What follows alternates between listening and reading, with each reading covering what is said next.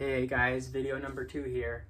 So I just picked up the black and the red hoodies from the screen printing place, and I'm prepping them to take product photos of them right now.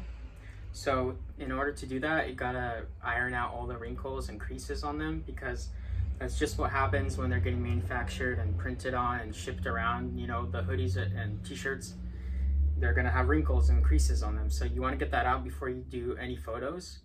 And the reason why you wanna do that is because you want your brand to look acceptable, and you want it to look like it's a quality brand. Like, just go on Nike or Adidas or Supreme, go on their websites, and all of their product shots are just A+. They all look great, because they are a high quality product, and that's the image that they're going for, and that's the image that you also want to go for. You don't want your brand to look like some dinky little, brand that some high schooler's making that has no idea what he's doing. So it's important to get out those wrinkles and make it look nice before you take the photo of it. And the way to do that, obviously, is to iron them out. So I use this Shark iron. I just found this at my parents' house for free. They had a spare iron, and it has a fabric selector and all that. And you could, this is mostly polyester, so it's on that setting right now. And it has a built-in steam shooter. I recommend trying to find an iron like that can shoot out the steam, because I'll explain more of this later as the videos progress, but you don't want to, be using a spray bottle and ironing it out and spraying iron. Try to simplify your work and your work processes as much as possible. So, I have 2-in-1, it steams and irons. I'm not going back and forth. I'm not wasting my time and doing wasted motion on my tasks, so I can get stuff done faster.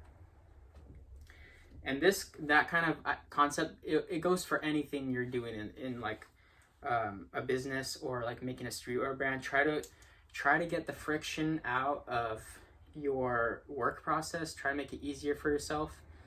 And it's kind of common sense. Why would you not want your work to be easier for you, right? So I use this one. I kind of already ironed the hoodie, but I'm sure most of you know how to iron. It's not that complicated. You spray it on, you get all the wrinkles out. But the whole point of this is that when I post a product photo, I want the product to look as nice as possible, right? I want it to look professional. So I try to get all the wrinkles out, do all that. And one thing that you want to avoid is getting ink or getting the iron on the ink, like screen printing, because it will smudge the ink, because this is really hot. So avoid ironing the ink part. And once you get all the wrinkles out, you're now ready to take a photograph of it, and it will look so much better than just skipping that step or using mock-ups. I see a lot of guys also, they use just bad looking mock-ups of their product. It's not actually the product, and sometimes when you receive the final product, it's not even the same as the mock-up. It's really weird how some brands and people do that. I don't like that. A lot of guys, they use the crappy Redbubble or Teespring or whatever crappy print on demand services they have.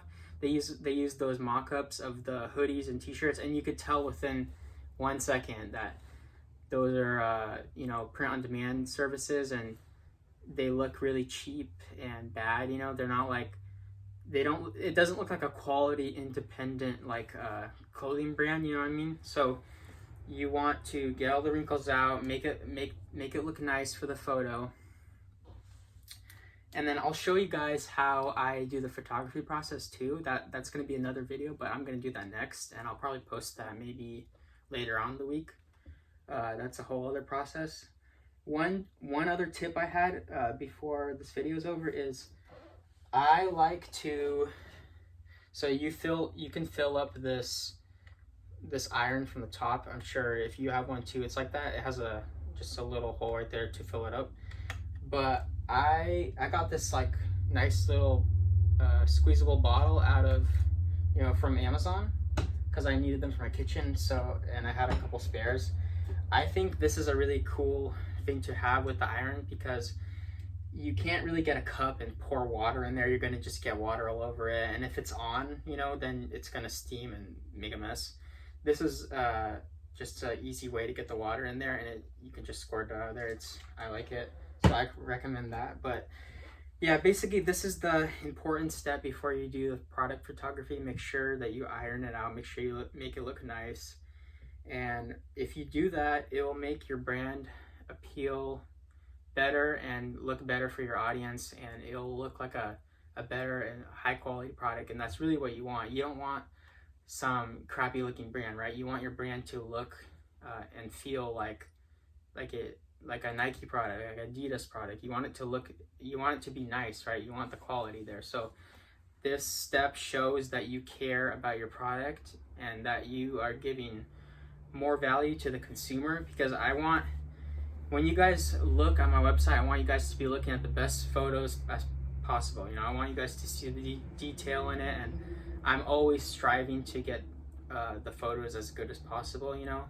So I think that's important, and that's one of the steps before photography. So I hope that helps, and I'll be making more videos, but this is the video number 2, and I'll see you guys later.